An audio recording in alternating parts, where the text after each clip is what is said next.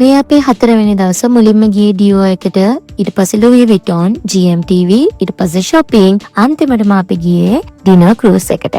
සුපුරුදු පරිදි උදේට කාලා අපි මුලින්ම ගියේ ඩියෝ ගෝල්ඩ් හවුස් එකට. මේකට අපි කලින් රිසර්වේෂන් දාලා තිබ්බේ.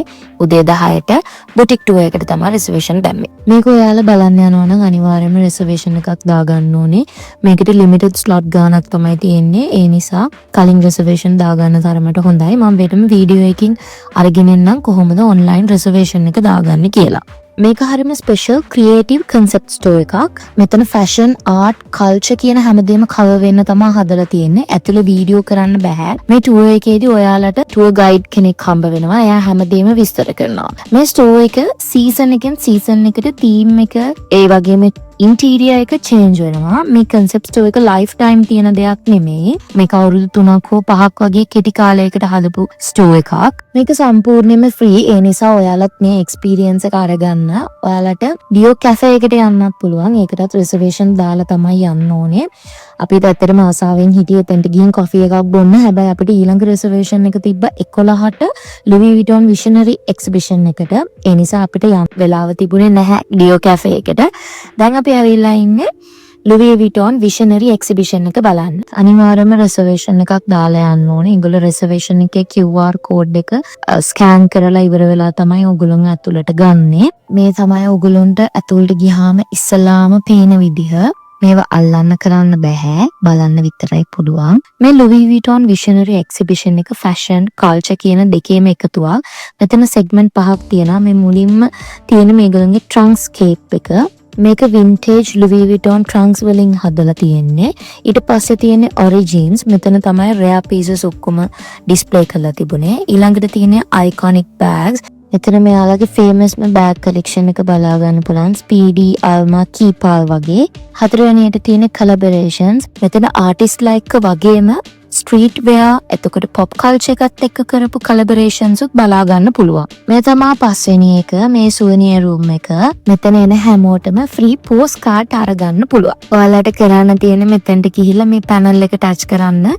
ඊට පස්සේ මෙතන පහලින් envelope එකක දාලා postcards දෙකක් හම්බ වෙනවා. ඔතනින් Visionary Exhibition එක ඉවරයි. ඊට පස්සේ මෙතන lift එක අරගෙන ඔයාලට පුළුවන් Louis Vuitton store එකක් තියෙනවා මෙතන. ඒකට යන්න. මේ ස්ටෝර් එකේ ඔයගොල්ලන්ට පර්චේස් කරන්න පුළුවන් bags, clothing item, ඒ වගේම perfumes උත් තියෙනවා. ඔන්න ඔහොම තමයි Louis Vuitton Visionary Experience එක. මේකත් සම්පූර්ණයෙන් free. ඒ නිසා මිස් කරගන්නේ නැතුව reservation එකක් දාලා මේක බලන්න යන්න. ඔයාලා ළඟදී බැංකොක් යන්න ඉන්නව නම් නැත්නම් ඔයගොල්ලෝ යන්න plan කරනවා නම් ඩියෝ ගෝල්ඩ් හවුස් එකයි Louis Vuitton Visionary Exhibition එකයි ඔයාලගේ itinerary එකට add කරගන්න අමතක කරන්නේ නැතුව.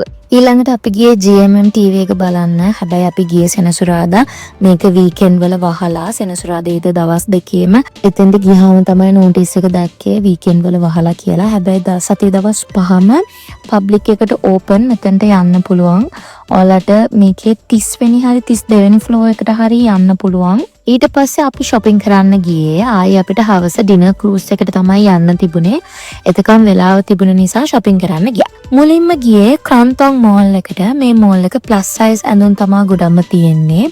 Thailand වල ගොඩක්ම පොඩි size ඇඳුම් තමයි තියෙන්නේ. සමහර කඩවල large size එකවත් නැහැ. ඒ නිසා ඔයත් plus size කෙනෙක් නම් මේ mall එකට අනිවාර්යයෙන්ම යන්න.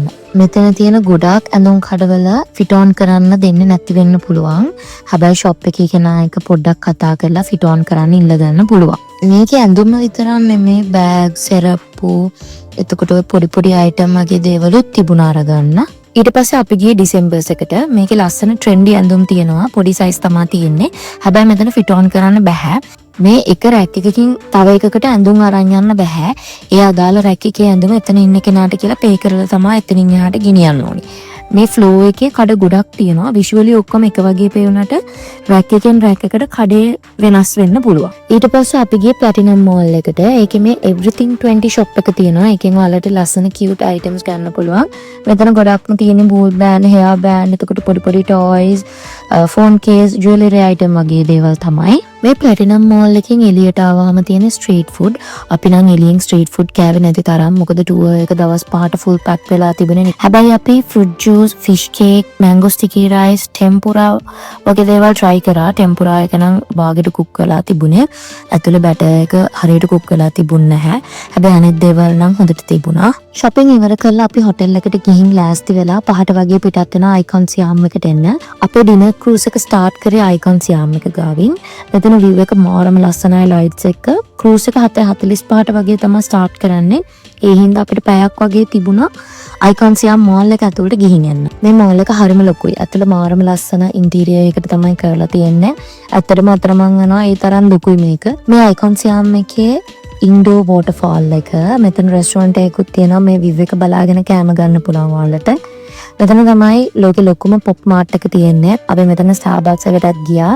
ওই ටික බල්ලා ඉවර වෙනකොට 7:00 වගේ වුණා. ඒ හින්දා අපි එළියට ගියා ක්‍රූස් එකට යන්න ඕන හින්දා. අපේ ඩිනර් ක්‍රූස් එක ස්ටාර්ට් කරේ අයිකොන් සියාම් එක ගාවින්. මේ ඩිනර් ක්‍රූස් එක ස්ටාර්ට් කරන පොයින්ට්ස් කිහිපයක්ම තියෙනවා. බුකින් දානකොට බලලා දාගන්න ඕනේ. අපි ගියේ මෙරිඩියන් ඩිනර් ක්‍රූස් එකේ. මෙතන ක්‍රූස් කිහිපයක්ම තියෙනවා. මේ වගේ ප්‍රයිසස් එකින් එකට වෙනස් වෙනවා. මෙරිඩියන් ක්‍රූස් එකට යන්න අපිට මේ නෝවා ක්‍රූස් එකට නගලා ඉවරලා ඒක ඇතුලෙන් තමයි අපි මෙරිඩියන් ක්‍රූස් එකට ගියේ. ඔයාලා ටිකට් එක අරගන්නකොට එතනින් ඕගොල්ලන්ට සීට් නම්බර් එක දෙනවා. ඒකේ ස්ටිකර් එක ඕගොල්ලෝ ඇඳුමේ හරි අතේ හරි අලව ගන්න ඕනේ. ඒක බලලා තමයි ඇතුලට දාන්නේ. මේ වෙනකොට නම් අපිත් බඩගින්න හිටියා. ආවසරුවම ඇවිදලා බුෆේ එක ඕපන් කරපු ගමන් හැමෝම මේ කෑම තියෙන තැනට දුවගෙන එනවා. ඉතින් සෑහෙන පොඩිමක ඉඳලා තමයි ඕගොල්ලන්ට කෑම බෙදා ගන්න වෙන්නේ. අපිත් එකපාර කෑම බෙදාගෙන ආවේ. ආයි සැරෙන් සැරේට යන්න බැරි හින්දා සමහර කෑම තිබුණ රසට. හැබැයි සමහර කෑම නම් ඇත්තටම රස නැහැ.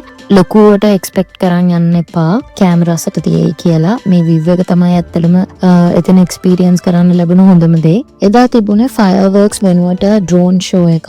ඔයාලට birthday celebration එකක් වුණත් මෙතන කරන්න පුළුවන්. හැබැයි reservation එක දානකොට ඒක mention කරන්න ඕනේ. එතකොට මේගොල්ලෝ එක වෙලාවක් ඇතුළත ඒ cruise එකේම ඉන්න හැමෝටම එකම වෙලාවක birthday cakes අරගෙන එනවා කට්ටිය. බෑන්ඩ් එකක් ප්ලේ කරනවා. සින්දු කියනවා. ඔයගොල්ලන්ට dance කරන්න පුළුවන්. එදා මේ Thai tradition dance එකකුත් තිබුණා. cruise එක සම්පූර්ණයෙන් පැය විනාඩි 45ක් වගේ ගියා. ඊට පස්සේ අපි 9:45 වගේ වෙනකොට ආයි අයිකොන් සියාම් එක ගාවට ආවා. ලංකාවේ වගේම තමයි මේ මෝල් එකත් රෑ 10 වෙනකොට වහනවා. ඔන්න ඔහොම තමයි අපේ 4 වෙනි දවසේ ඉවර වුණේ. දැන් ඉතින් අපි අන්තිම දවසට ඇවිල්ලා තියෙන්නේ. දැන් ඉතින් බඩු ටික පැක් කරගෙන ඉන්න තමයි තියෙන්නේ. ඔයාලට ප්‍රශ්න තියෙනවා නම් කමෙන්ට් කරන්න. එහෙනම් අන්තිම දවසේ වීඩියෝ එකෙන් හම්බෙමු. ගිහින් එන්නම්. බයි.